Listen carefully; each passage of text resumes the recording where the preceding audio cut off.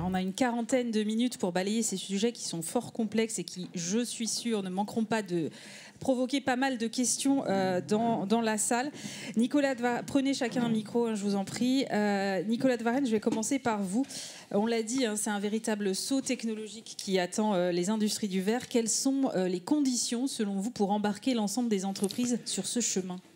Oui, bonjour à tous et à toutes. Je suis particulièrement ravi d'être ici au milieu des verriers que nous connaissons très bien à l'Uniden, puisqu'ils sont quasiment membres fondateurs d'Uniden, qui a été créé en 1979.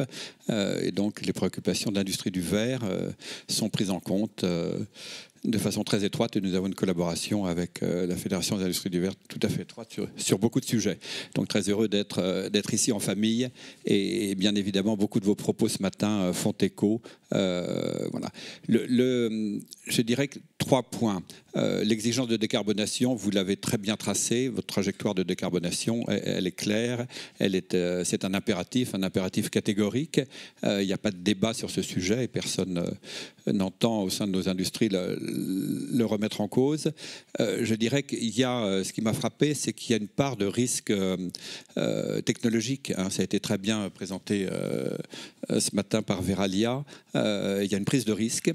Vous n'êtes plus dans l'amélioration incrémentale de la performance, donc l'amélioration de l'efficacité énergétique.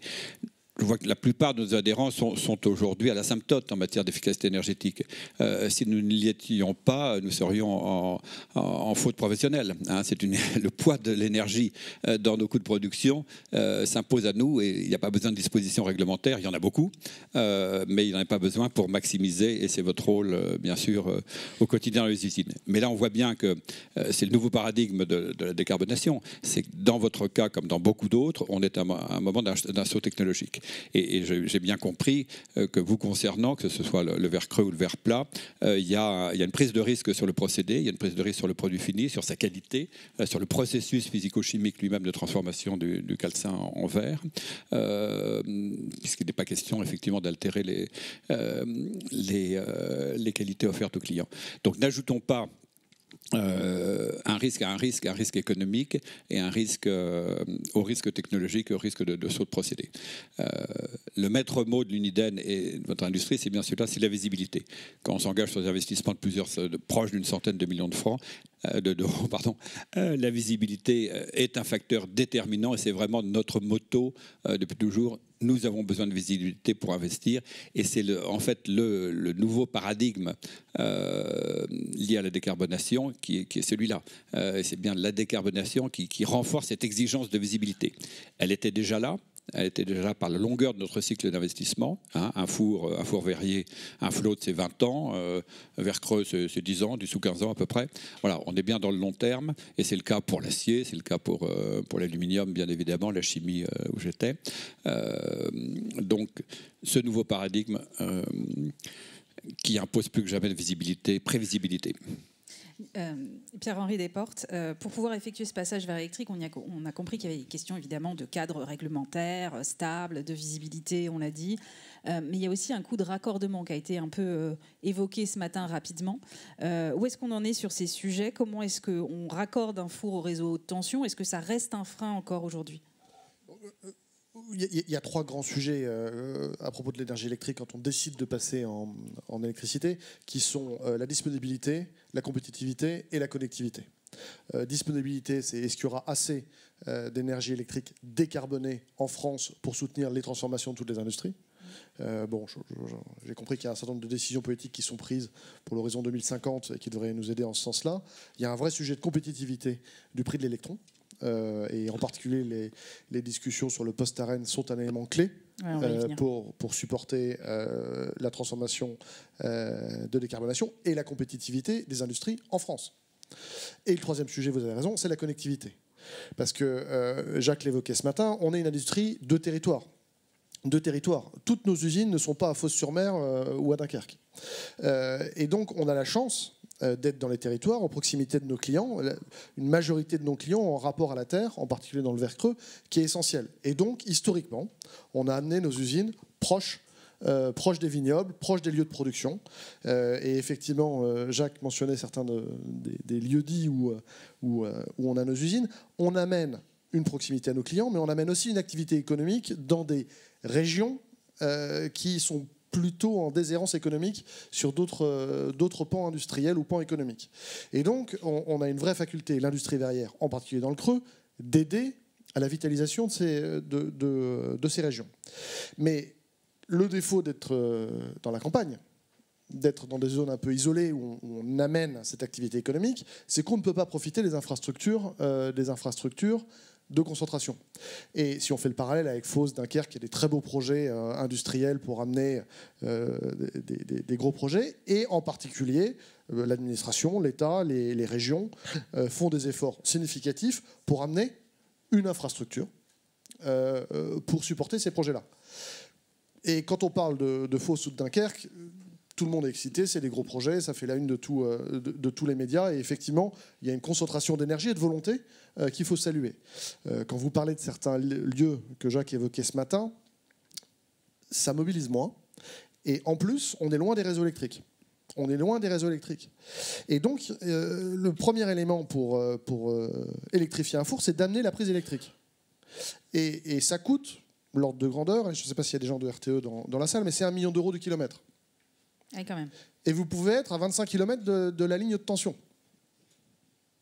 Donc en avoir commencé à faire 1 heure de bureau d'études pour dessiner votre four, vous savez que vous avez 5, 10, 15, 20, 25 millions d'euros pour ramener la prise électrique aux bornes de l'usine. Et après, vous mettez les 60, 70 millions d'euros qu'on évoquait pour construire votre actif.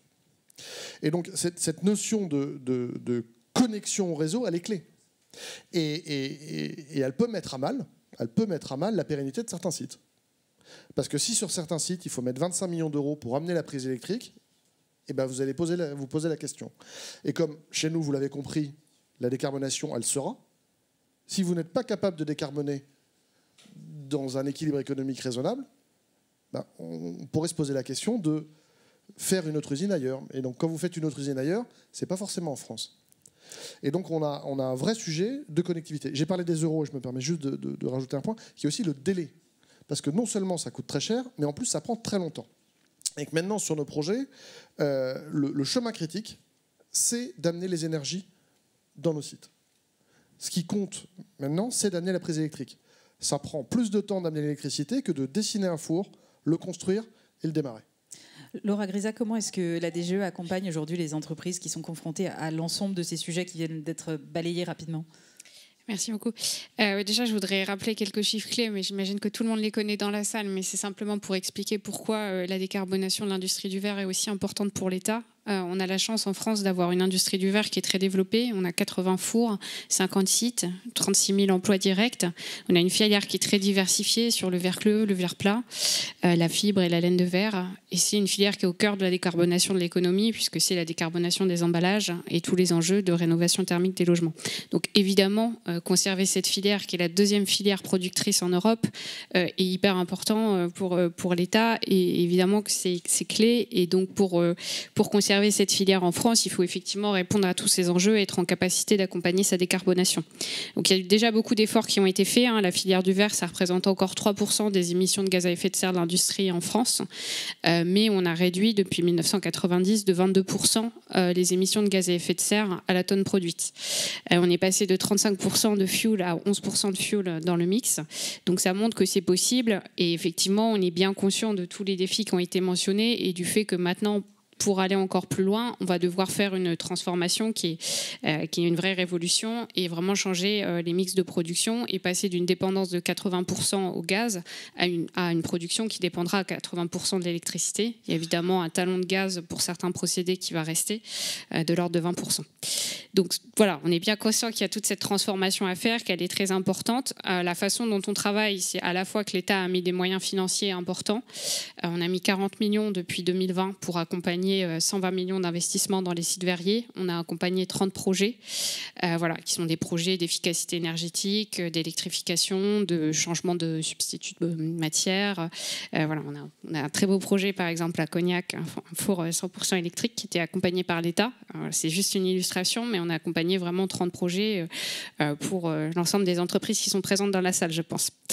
Donc, ces moyens financiers, ils vont rester. Ça reste une priorité de l'État d'accompagner la décarbonation de l'industrie. Le dispositif Décarbind, qui est particulièrement adapté pour les verriers, a été relancé. Voilà, c'est un dispositif qui permet d'aider jusqu'à 35% des coûts d'investissement. Et donc, cette enveloppe est encore disponible cette année et le sera encore l'année prochaine. La façon dont on travaille aussi sur tous ces sujets, c'est qu'on a mis vraiment en place un accompagnement individualisé des entreprises. Donc l'État avait signé avec les plus gros sites ce qu'on appelle les contrats de transition écologique en 2023. Donc il y a un site qui est concerné pour l'industrie verrière, mais on a vraiment décliné cette co-construction à l'ensemble des sites. Et donc il y a un accompagnement des 50 sites verriers en France pour les aider dans leur décarbonation. C'est quelque chose qui est volontaire, c'est pas une démarche contraignante. Et l'idée, c'est de mieux comprendre la feuille de route des sites et aussi de pouvoir adapter en fonction des retours qui sont faits les dispositifs de soutien public. Et typiquement, on a des travaux en ce moment pour adapter certains dispositifs de soutien public pour soutenir l'autoproduction, enfin l'autoconsommation de biogaz. Voilà, on a quelques projets très innovants en la matière. C'est des projets importants pour nous et donc on va vraiment adapter les dispositifs cette année pour que ces projets-là puissent aussi être soutenus. Merci. Alors, Nicolas de Varenne, vous avez mentionné la visibilité. Évidemment, la visibilité, ça parle aussi des prix de l'énergie et des prix de l'électricité.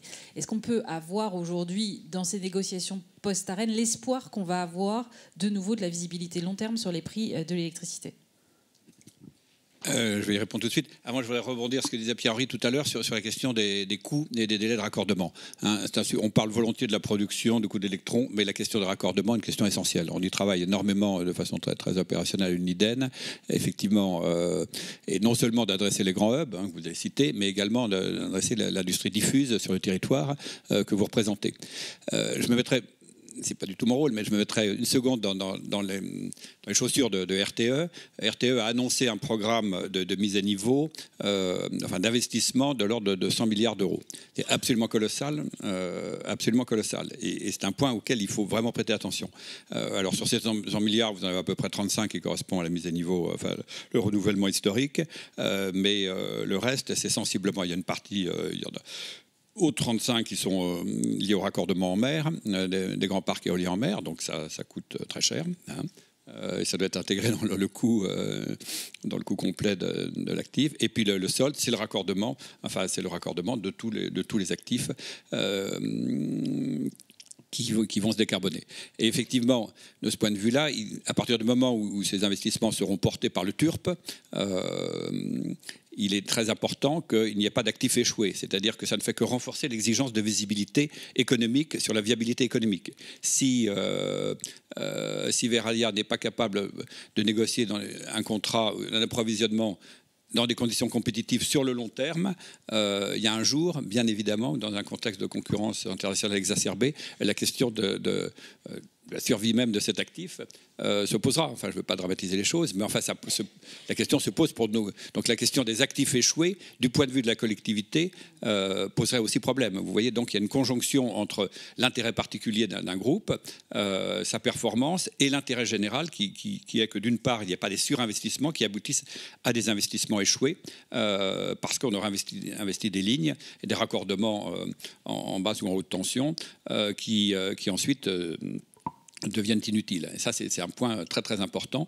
Et dans la pression que nous exerçons pour minorer au maximum cette enveloppe d'investissement, parce qu'elle doit être minorée, parce que nous la supportons dans la composante non énergétique du prix de l'électricité, c'est un point particulièrement significatif.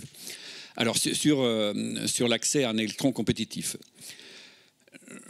Bon, il y a des discussions avec EDF qui sont des discussions difficiles, qui sont maintenant engagées depuis longtemps sur ces fameux CAPN, contrats d'allocation de production nucléaire. Je dirais que ces discussions doivent aboutir. Il y a une obligation de résultat.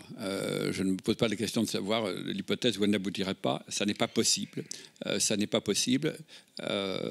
Ou à défaut, Enfin, je ne me mets pas du tout dans cet état d'esprit-là. Si ça n'était pas le cas, eh bien, c'est des pans entiers de l'industrie amont qui disparaîtront. Et on voit bien qu'aujourd'hui, la question se pose. On n'a pas tendance à toujours... c'est pas notre habitude que d'avoir des propos alarmistes. Enfin, vous voyez bien que la situation dans certaines filières industrielles est aujourd'hui extrêmement difficile. La concurrence extra-européenne est absolument dingue. Elle n'a fait que se renforcer.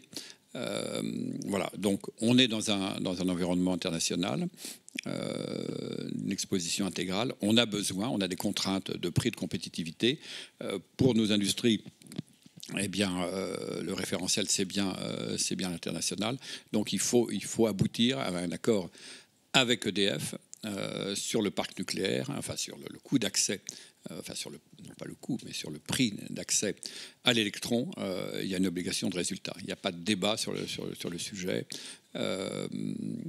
Alors ces discussions, concrètement, elles ont débuté pour certaines il y a quasiment 2 ans. C'est quand même extrêmement long. Certaines habitudes de négociation de contrats industriels dans ma vie passée. Il y a des questions de calendrier. L'échéance de l'ARENH à la fin de l'année. Alors on peut considérer qu'on a un petit peu de mou lié au fait que les prix de marché sont un peu plus détendus qu'ils n'étaient, sans être encore extraordinairement compétitifs.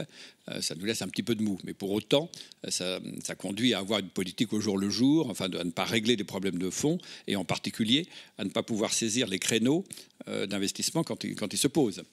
L'échéance d'un four, on l'a dit, c'est du 15 ans, et à un moment donné, il faut prendre la décision d'y aller ou de ne pas y aller. Et si à ce moment-là, vous n'avez pas la visibilité sur l'approvisionnement électrique, très probablement, vous prendrez la décision de différer, d'essayer de prolonger quelque temps, j'imagine, la vie du four. Mais enfin, un réfractaire, ça ne tient qu'un certain temps. Donc il faut bien à un moment donné passer à l'acte. Donc il y a ce risque de fenêtre d'opportunité en termes de timing de décision qui risque de se poser. Et bien évidemment, pour vous, dans votre processus de décarbonation, j'imagine assez mal qu'aujourd'hui, vous envisageriez de renouveler un four à approvisionnement 100% gaz, sauf à passer au biométhane. Ah, on en parlera aussi. On en parlera après. Voilà, écoutez, sur ces discussions, la presse s'en fait beaucoup l'écho. Je trouve ça plutôt pas mal que, une fois n'est pas coutume, que le sujet, parce qu'il le mérite, fasse l'objet aujourd'hui d'une prise de conscience politique. Je suis prudent dans ce que j'exprime. Nous, industriels, ne nous trompons pas dans le sens de mes propos. Nos discussions sont avec EDF. Elles ne sont pas avec l'État, et l'État n'est pas partie prenante aux discussions. C'est un point majeur, parce que la garantie d'un contrat, c'est bien l'accord entre les deux parties et le caractère équilibré du contrat. Parce que j'ai négocié pas mal de contrats industriels, tous les industriels sont dans la salle, c'est parce que le contrat est intrinsèquement équilibré qu'il est durable. En revanche, la problématique posée par la façon dont la ressource de compétitivité, l'atout compétitif que représente le parc nucléaire en service est une question d'intérêt national. Et de ce point de vue-là, la représentation nationale se saisit du sujet, enfin alarme, attire l'attention du gouvernement, et que le gouvernement lui-même fasse valoir auprès d'EDF les impératifs d'intérêt national. Ça me paraît tout à fait légitime et, dirais-je, nécessaire aujourd'hui pour que nous aboutissions. Pierre-Henri Desportes, votre avis sur ce sujet ? C'est un sujet compliqué, effectivement, mais qu'il est clé. Il est clé. Je voudrais peut-être rebondir sur ce que vous disiez. Effectivement, l'État nous accompagne beaucoup, et en particulier, vous l'avez mentionné à Cognac, mais ça sera aussi le cas sur Saint-Romain-le-Puy, un soutien de l'ADEME à travers France 2030 pour la partie investissement. Sur la partie du prix de l'électron, je pense qu'on n'a pas que des avantages compétitifs en France quand on regarde la compétition internationale. L'accès à de l'électricité décarbonée, compétitive, en était un. Je ne vais pas faire la liste des sujets de compétitivité qu'on a en France. On les connaît tous, ils sont illustrés régulièrement dans les médias. Se battre dans l'industrie pour maintenir une industrie en France, c'est un combat du quotidien. C'est un combat qui doit engager l'industriel sur ses efforts de productivité, sur la bonne allocation du capital pour travailler la productivité. Ça doit engager évidemment l'ensemble de ses partenaires, qu'ils soient clients ou qu'ils soient fournisseurs. Mais l'électricité, pour nous, les verriers dans cette stratégie de décarbonation, est clé. Et donc, pour maintenir nos usines en France, il faut absolument que ce débat aboutisse, et aboutisse dans des conditions qui nous permettent de s'inscrire dans la durée. Voilà. Laura Grisa, j'ai bien compris que l'État n'était pas partie prenante des discussions. Néanmoins, est-ce que la DGE peut faire passer quelques messages auprès d'EDF, peut-être ? Alors, la DGE, non. Par contre, les ministres ont fixé un cadre qui était clair à EDF. Donc, il y a eu un accord avec EDF l'an dernier dans lequel il était très clair, en 2023, que dans l'allocation des contrats, voilà, il y avait la question de la compétitivité pour les entreprises industrielles. Et donc ça reste le cadre dans lequel l'État a fixé les orientations à EDF. Et ça reste évidemment un point sur lequel on sera très attentif dans la mise en œuvre de la politique commerciale d'EDF. Ça fait vraiment partie des choses qui ont été fixées comme objectif à l'entreprise. Simplement, peut-être pour rappeler quelques éléments quand même, il y a quand même eu des choses qui ont été faites. Il y a eu 9 LOI qui ont été signés sur des CAPN par EDF. Il y a eu aussi 6 000 contrats qui ont été signés pour des contrats de moyen terme pour 22 TWh pour 2028 et 12 pour 2029. Donc il y a quand même eu des choses qui ont été faites. Évidemment, voilà, il y a encore des discussions qui sont en cours entre les industriels et EDF, et il faut effectivement trouver des solutions pérennes pour tous d'ici la fin de l'année. Pierre-Henri Desportes, on disait aussi le 100% électrique, c'est pas possible pour l'industrie du verre, donc il va pas rester une part significative de gaz. Est-ce que là aussi il y a des enjeux en termes de prix ? Il y a des enjeux en termes de prix. Je rebondis sur ce que ma remarque tout à l'heure. Je pense que le premier enjeu, c'est un enjeu de disponibilité. Disponibilité et de faire émerger en France des projets pour mettre à disposition des bioénergies. Des bioénergies qui seront clés. Et le prix sera une conséquence de cette capacité à faire émerger des projets. Si on se bat tous autour de la table pour récupérer les quelques projets qui sont disponibles, les prix ne seront pas compétitifs. Si on a suffisamment de projets pour avoir une offre pour l'ensemble des verriers, on aura des prix qui permettront aux projets de vivre et qui permettront aux industriels d'avancer vers cette technologie-là. Donc je pense que plutôt que de se focaliser sur les problématiques de prix, c'est comment est-ce qu'on fait émerger des projets locaux. Et encore une fois, j'en reviens à mon propos liminaire sur l'intérêt de l'industrie verrière parce qu'elle amène de l'activité économique au cœur de nos régions. Comment est-ce qu'on fait émerger à proximité des différents sites industriels des projets de production de bioénergie ? Ces approvisionnements en biogaz et principalement en biométhane, aujourd'hui, ils ne sont pas suffisamment sécurisés pour l'industrie, Nicolas de Varenne ? Je dirais la question du biométhane, c'est un peu comme la pendule de Coluche. Tout le monde a les yeux rivés dessus. En d'autres termes, il y a des conflits potentiels d'usage avec les réseaux de chaleur, etc. etc. Donc la question de la disponibilité du biométhane est une vraie question. Donc les projets progressent. Pour autant, il y a une mission d'inspection en ce moment pour identifier précisément les besoins, notamment de l'industrie du biométhane. Il y a des impasses. Aujourd'hui, ça ne boucle pas. Très clairement, ça ne boucle pas, et spécifiquement sur le biométhane. On ne parle pas de l'ensemble de la biomasse. Il y a des problématiques différentes selon la biomasse forestière ou autre. Mais enfin, pour le biométhane, les choses ne bouclent pas. Les projets progressent. Voilà. Donc je dirais que ce qui est très important, c'est qu'effectivement, pour la part incompressible de la consommation de gaz par l'industrie, vous en représentez une part significative, que les approvisionnements soient sécurisés. Alors effectivement, dans des logiques, et c'est ça qui est intéressant, il y a peut-être une synergie assez forte, vous êtes dans des logiques de boucle locale d'une certaine façon. À partir avec des unités réparties sur le territoire, ça me paraît tout à fait adapté effectivement au développement de projets de captation, enfin d'injection de biométhane de proximité. Donc voilà, il faut que le débouché que vous représentez soit sécurisé, que les approvisionnements soient sécurisés par des dispositifs. Mais quant au coût d'accès, à l'évidence, il y a un gap. Il faudra voir comment l'adresser. Mais c'est la question de la mobilisation de la ressource de biométhane qui se pose aujourd'hui. Il y a la question de l'approvisionnement d'un côté, la question du prix de l'autre. Laura Grisa, on a des projections de biogaz 3 à 4 fois plus cher que le gaz naturel dans les années à venir. Est-ce qu'il y a des leviers pour rendre le choix du biogaz compétitif ? D'abord, donc, dans les travaux qu'ont fait l'État, notamment sur la SNBC, il y a la question de la priorisation des usages de la biomasse. Et ça a été affiché assez clairement qu'il y avait une hiérarchie des usages de la biomasse. Donc évidemment les usages alimentaires, mais les usages industriels pour les procédés qui ne sont pas substituables, notamment la production de chaleur ou par exemple pour l'industrie du verre, sont vraiment dans les usages très prioritaires et décidés comme très prioritaires au niveau de l'État. Donc voilà, donc ce cadre-là a été défini. Après, on est en train de décliner maintenant au niveau local comment est-ce qu'on va mettre en œuvre ce cadre pour qu'il s'applique dans tous les projets qu'on instruit. Donc ça, c'est une première démarche. Et ensuite, il y a effectivement comment est-ce qu'on soutient des projets locaux principalement. Et donc ça, c'est tous les travaux qu'on est en train de faire et on est en train vraiment d'adapter les dispositifs de soutien pour pouvoir soutenir ce type de projet, pour que ce soit pour de la méthanisation, du syngaz ou aussi du biochar, voilà, pour qu'il y ait un soutien possible pour des projets pour de l'autoconsommation, donc effectivement plutôt des projets assez locaux. Et je vous remercie de soutenir le projet de syngaz.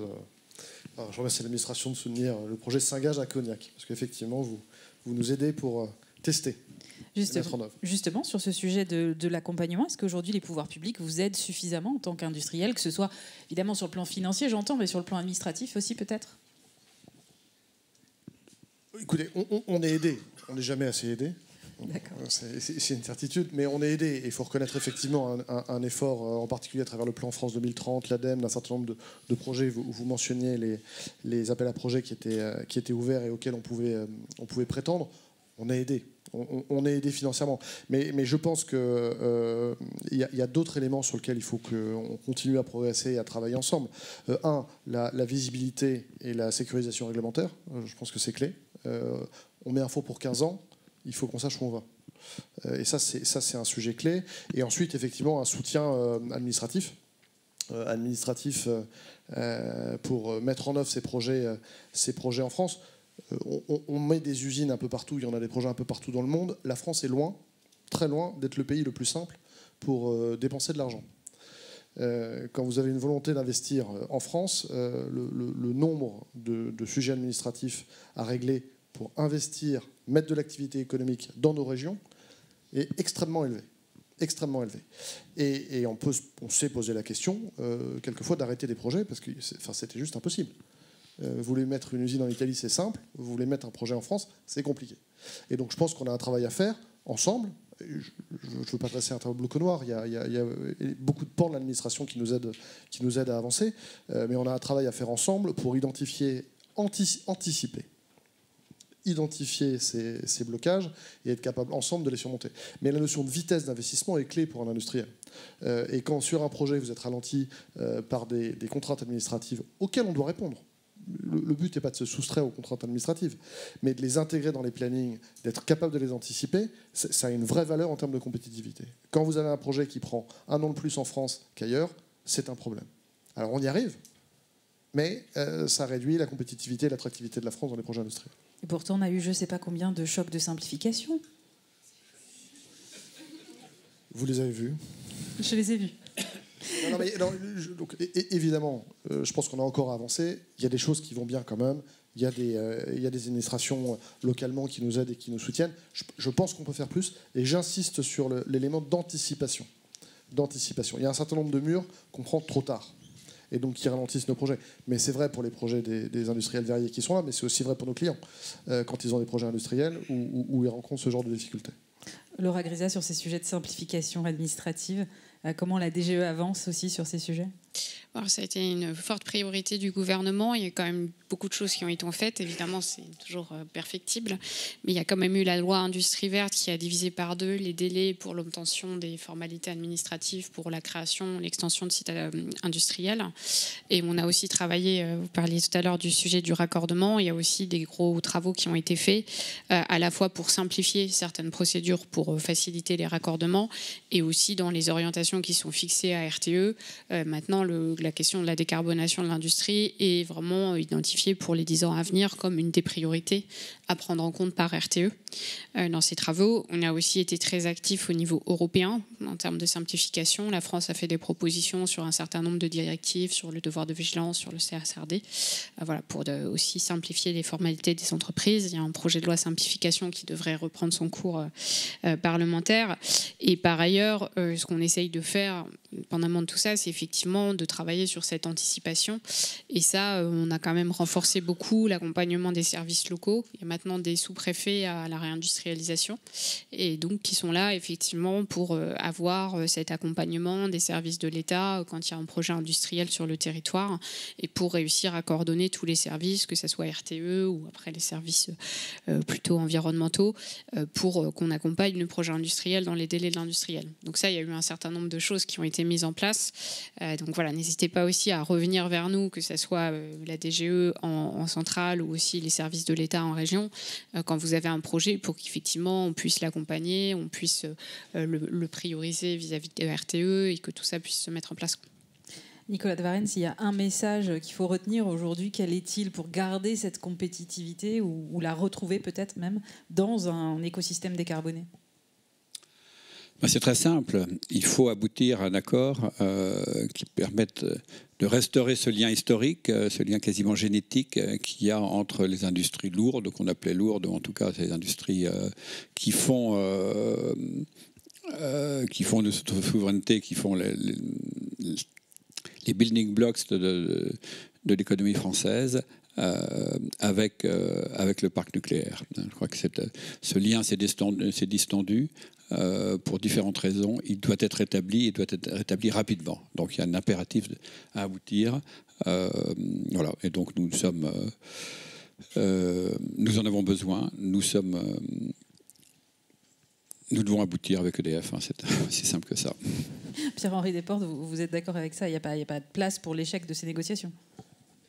Il faut aboutir. Je voudrais juste aussi que nous, industriels, on assume notre part de responsabilité dans la compétitivité qu'on doit avoir.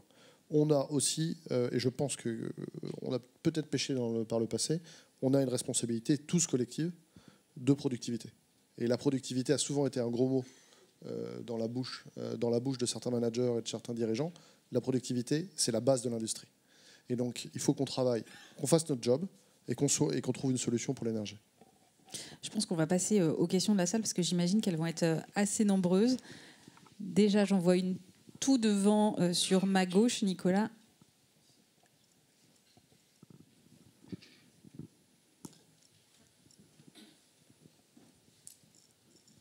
Merci Nicolas. Bonjour, donc je suis Daniel Neuville, je suis chercheur CNRS et j'ai fait partie des chercheurs qui ont porté l'année internationale du verre en 2022. On a porté cette année internationale du verre auprès des Nations Unies parce qu'on était convaincus que le verre est un matériau nécessaire pour la transition énergétique. Premier point, on est tous d'accord là-dessus. Ce verre, on peut le fabriquer, ça coûte de l'énergie, ça coûte des matières premières. Tout ce que vous avez montré ce matin, passer à l'électrique, passer à des biogaz et autres, c'est très intéressant. En tant que scientifique, pour moi, ça ouvre plein de questions sur du redox, de la vraie thermodynamique, du mélange soufre, cérium, etc. On va avoir plein de problèmes dans les fours, ce sera super, on pourra faire des beaux travaux. Mais est-ce qu'on ne pourrait pas réfléchir un tout petit peu et essayer de privilégier les matières premières nobles pour fabriquer du verre transparent pour de vraies utilisations où on a besoin de verre transparent? Le vitrage, les bioverres, et peut-être pas tout ce qui est container. Parce que potentiellement, stocker du vin, des alcools, des confitures, des pâtes à tartiner dans du verre transparent, c'est peut-être une aberration en termes de conservation. Donc comme il y a dans la salle des clients finaux, est-ce qu'il ne serait pas nécessaire de dépenser un petit peu d'argent et de faire comme on a fait pour supprimer les pailles, les plastiques et autres, passer à des matériaux réutilisables, essayer de communiquer auprès du grand public pour dire il faut arrêter d'utiliser de la bouteille transparente, il faut arrêter d'utiliser le pot de confiture transparent et essayer au contraire de vendre des produits pour tout ce qui est container en verre foncé, en verre qui est plus facile à recycler. Alors, Pierre, là, potentiellement, c'est une vraie question auprès des journalistes ou des clients finaux. Merci. Je ne vais pas me permettre de répondre au nom des clients qui sont dans la salle, mais moi, on a la chance, comme on livre la plupart des segments et des clients français, de voir les tendances de fond. Il y a une tendance de fond d'un certain nombre d'acteurs qui poussent effectivement dans ce sens-là. Est-ce que c'est un raz-de-marée et l'année prochaine tout aura basculé? Non.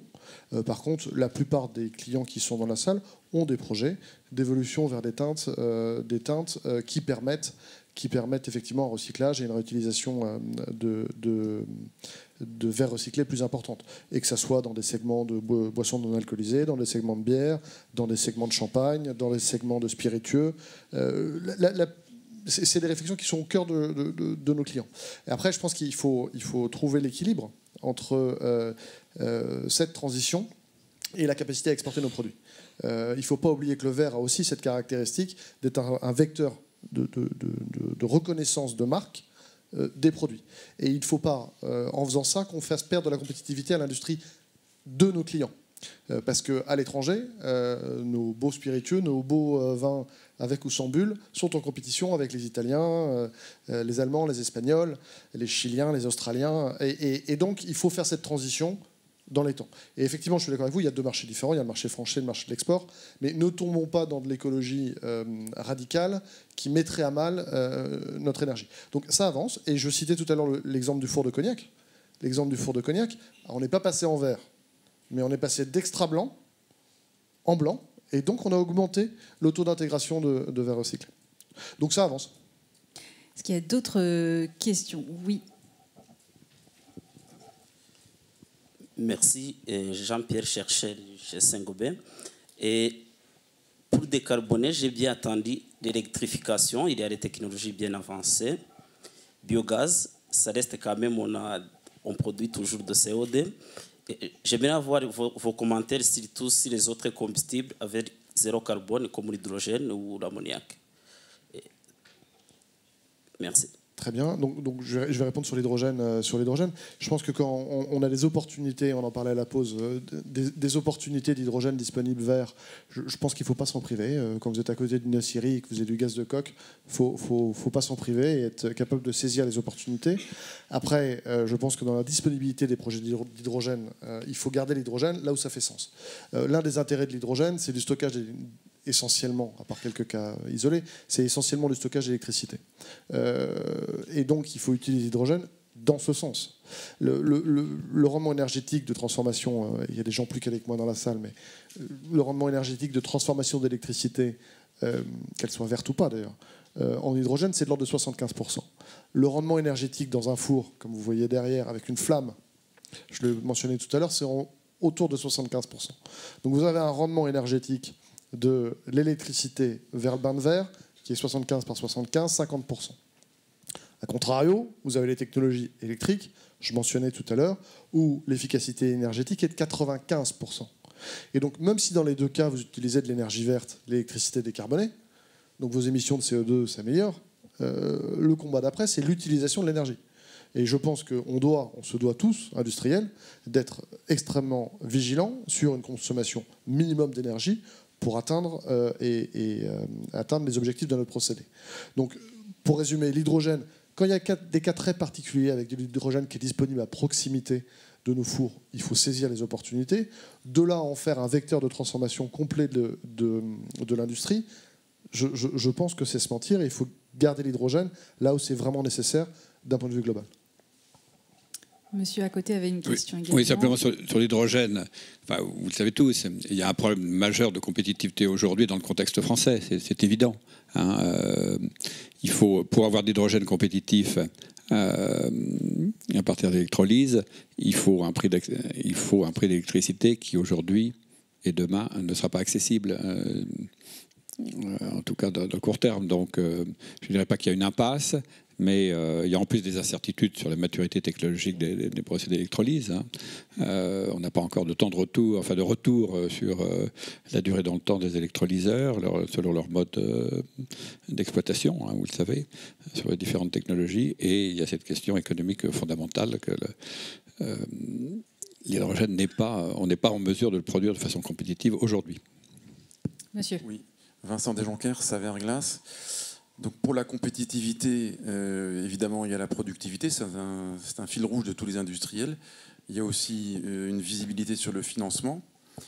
Pour ce qui est du verre, plus particulièrement du verre d'emballage, et notamment le verre d'emballage de couleur, les travaux de la filière, que ce soit au niveau européen ou au niveau français par le pilotage de l'ADEME, ont conduit à un projet d'hybridation des fours, qui d'hybridation dit qu'il reste une part substantielle de gaz. Le four du futur qui a été dessiné sous la houlette de la FEV a amené 20% maximum d'électricité de façon résiduelle, de gaz pardon, de façon résiduelle. Et donc c'est toute une filière du verre d'emballage dont nous faisons partie, donc qui a travaillé sur cette feuille de route. Voilà. Et donc, pourquoi je parle de visibilité? Parce que, alors que nous avons des projets qui génèrent des gains sur les rejets de CO2 de dizaines de milliers de tonnes par an, la réglementation européenne est venue rendre inéligible un certain nombre de projets dès lors que dans nos installations subsiste une part de combustion par l'énergie fossile. Voilà. Donc on a beau avoir des dizaines de milliers de tonnes économisées, on a beau avoir des surinvestissements qui se chiffrent aussi en dizaines de millions d'euros, mais nous sommes donc dépendants d'un règlement européen qui, tout récemment, et fait 1er janvier 2024, vient éliminer tout projet qui continue de véhiculer de l'énergie fossile. Bon. Sauf un règlement, mais qui est transitoire, c'est le TCTF, mais qui vient déroger au règlement européen, mais qui doit nous faire atteindre des seuils ETS qui sont très très aléatoires, et encore ces seuils ETS ne sont toujours pas fixés pour 2026. Donc moi ce que je souhaiterais savoir, c'est quelle est la position de la France par rapport à cette visibilité qu'on peut avoir sur les règlements européens, comment les faire évoluer, comment défendre notre industrie française, parce qu'un certain nombre de projets de notre filière repose sur une technologie qui, de fait, va être inéligible à tout financement public. Sur cette question-là, c'est effectivement un point majeur qu'on a bien identifié. Et les travaux de l'ADEME ont permis effectivement de faire ressortir que pour certains procédés, il y aurait une part de gaz résiduel.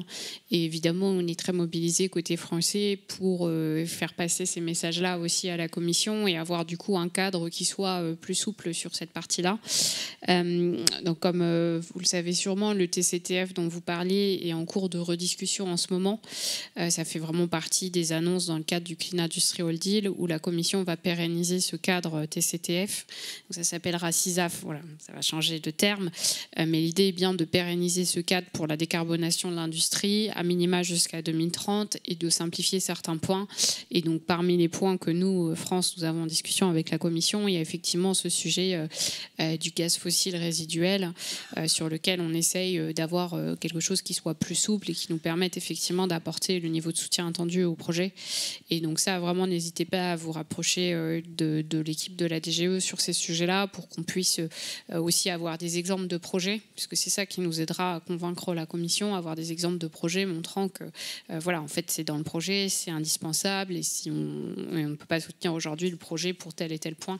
Donc ça, c'est vraiment important qu'on arrive à avancer sur des exemples concrets, individuels. Donc vraiment, si vous avez des exemples, n'hésitez pas à revenir vers nous. C'est quoi la porte d'entrée de la DGE? C'est voilà, la personne qui est là-bas et qui lève la main. Donc,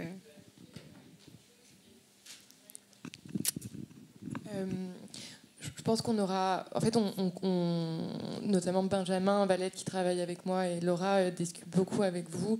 Et il connaît donc bien vos projets. Je pense qu'on aura même à l'avenir besoin d'encore plus d'éléments très techniques pour justifier ce talon de gaz qui est nécessaire et qui, effectivement, selon les cadres...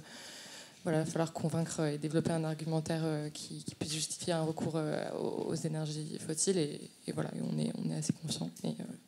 J'ajoute que c'est une étape, parce qu'à horizon 2050, ces 20% résiduels, enfin, même si ce n'est pas mûr aujourd'hui, comme ça a été très bien exposé dans la table ronde, mais à terme, il y a quand même beaucoup d'espoir que ce gaz naturel puisse être du biogaz.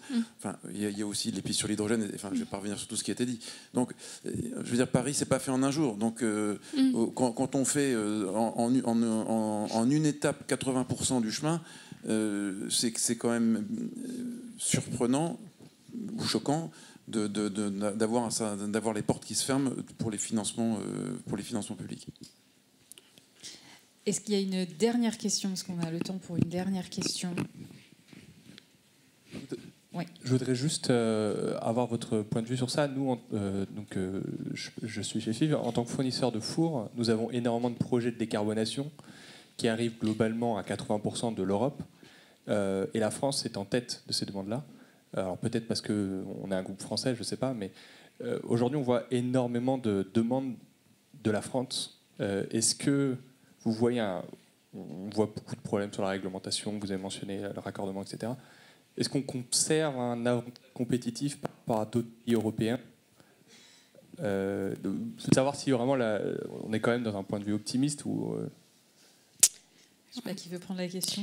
Simplement peut-être là-dessus, je ne me suis pas permis de le citer tout à l'heure, mais simplement quelques chiffres sur l'électricité pour montrer qu'en tout cas au niveau européen, on reste quand même compétitif. En 2026, les prix spot français sont à 62 € du mégawattheure. C'est plus de 100 € en Italie et presque 80 en Allemagne.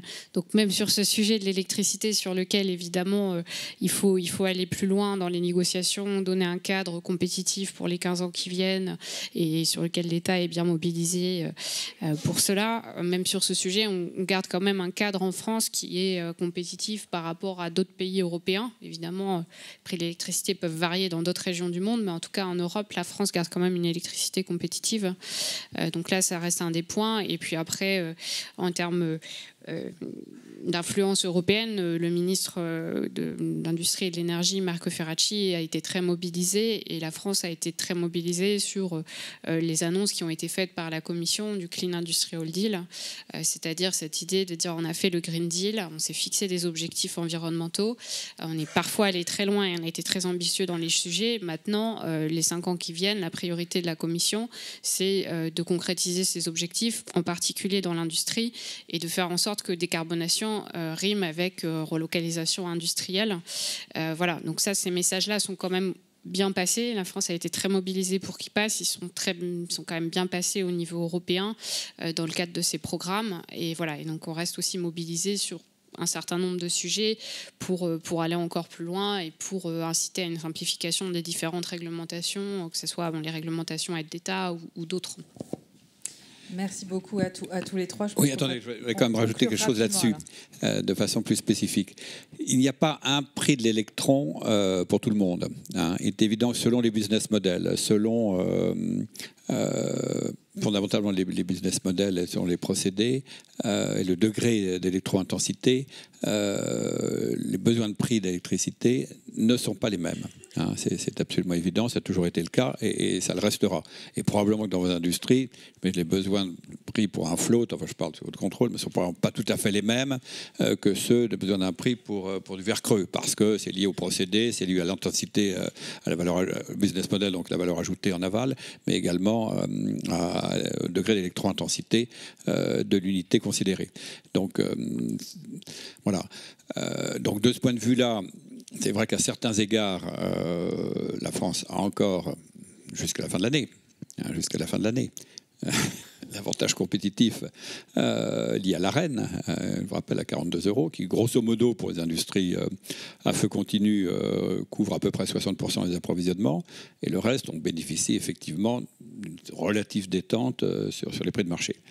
Deuxième élément, c'est qu'il y a aujourd'hui, mais ça c'est une question de stratégie industrielle de chacun des acteurs, il y a aujourd'hui, avec la perspective de la fin de l'ARENH, je dirais, des perspectives de couverture, soit physique, soit financière, qui s'allongent un peu.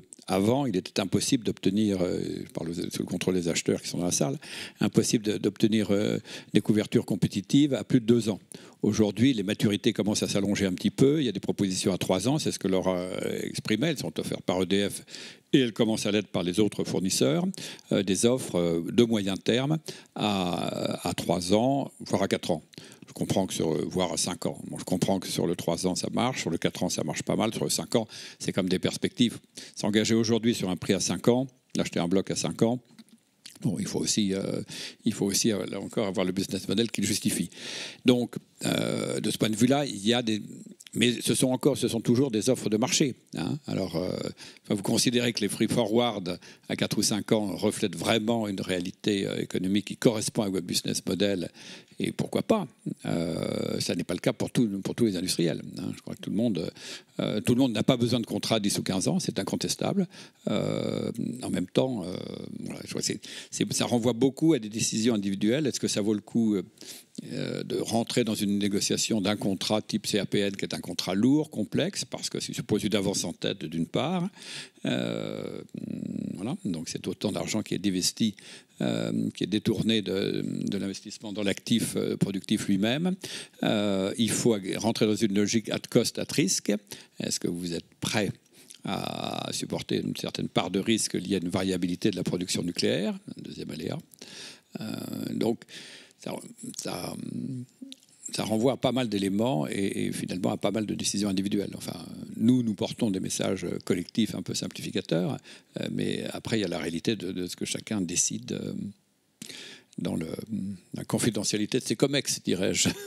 Merci beaucoup à tous les trois. Je pense qu'on peut applaudir nos 3 intervenants.